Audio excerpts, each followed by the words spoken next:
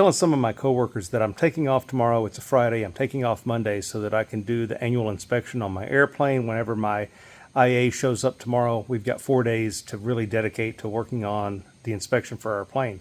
And it surprised me whenever I was talking to them.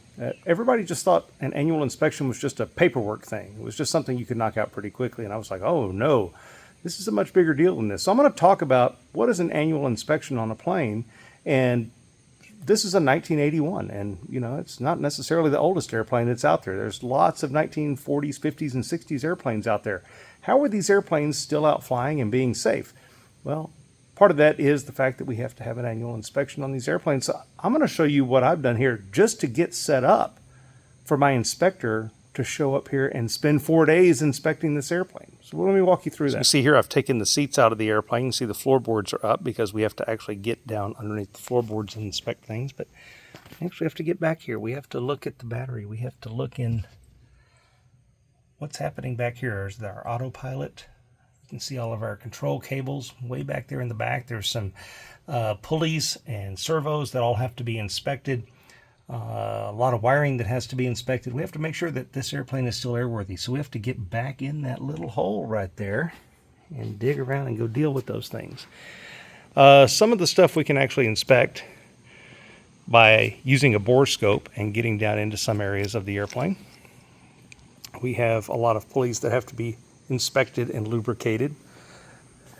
All of the ends of the stabilator here and also on our wings, all of that has to come off because all of those things have to be inspected. We have a pretty intense checklist we have to go through.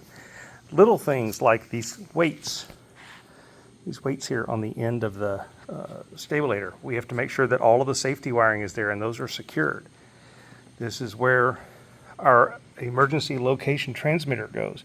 There's some special testing that has to be done there. The battery has to be tested. You'll notice that the wheels are still on, but I have a jack sitting there. I don't jack up the airplane. I only have one jack.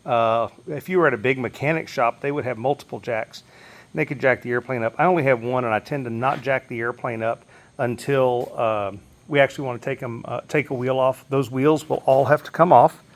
All of the wheel bearings will be pulled, and they'll have to be inspected, make sure there's no cracks in the wheels or anything, and the wheel bearings will have to be cleaned and repacked with grease, and we'll have to put all of that back together. You can see here that this is the end of the wing that's off, so my IA comes and we'll have to inspect down here. He has a long bore scope. He actually likes to put his bore scope all the way down into the wing here and inspect way down in there, and you can see there's my magnetometer. All of this has to be inspected as we're going through this. Again, you can see under here, all of these inspection panels come out because we have to be able to look all up inside of the wing, make sure everything is good there. I use a product over here called ACF 50. So here I've got my inspection checklist. So it's all of the things that we have to check. This is the checklist that we will go through. You can see it's pretty intense. This is all of the things that we'll be checking during our annual.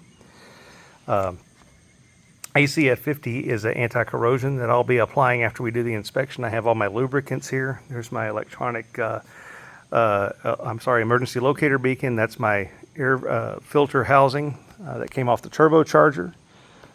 We'll have to get all up in here, and all of this has to be lubricated. Hard to see there with the camera, but you can see we have to get in there.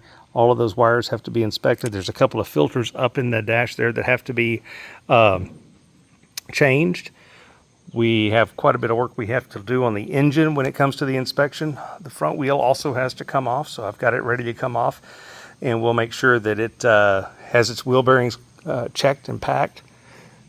We've got, this is where my brake fluid cylinder reservoir is at, so whenever we pull the wheels off, the brake calipers have to come off. We'll inspect those as well, and there's always a chance that that can leak and we may need to refill it, so all of that gets done. Other wing over here, and so as you can see, this is the fun of taking the airplane apart. So I've got all of these pieces here. The way I like to do things, you can see I've got my little cups with all of my screws for all of the things that I'm working on. All of the things that might cover up any control surface, control areas, all have to be pulled off. So all of the seats are out of the airplane.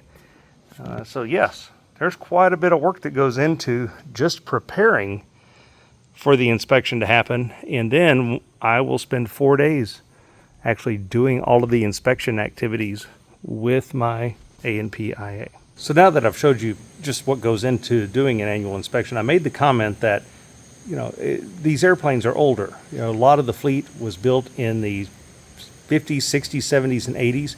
Now, of course, the engines have been rebuilt over time, but one of the things is all of these airplanes have to have some sort of an annual inspection every year.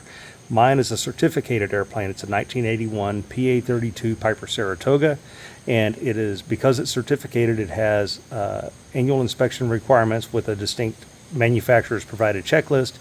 You do have some home-built airplanes out there that, and I forget the name of what a home-built has to have, but it is some sort of an annual type inspection. For the certificated aircraft, we have to have what is called a IA, which is an airframe and power plant mechanic with an inspection authorization that's been authorized by the FAA. They're the people who have to do the inspection on these aircraft, and they have to sign off on that every single year. So yes, you hear things about crashes and that type of stuff in the media, but most of the time it's not a problem with the aircraft. Typically, what you'll see is, if you look them up, it's typically pilot error, something of that sort. They ran out of fuel, they stalled the aircraft, got too slow on approach, something like that. It's because these aircraft tend to get inspected every year, and the requirements for doing that are really intense, and nobody is going to really mess with that, and that keeps the fleet pretty safe.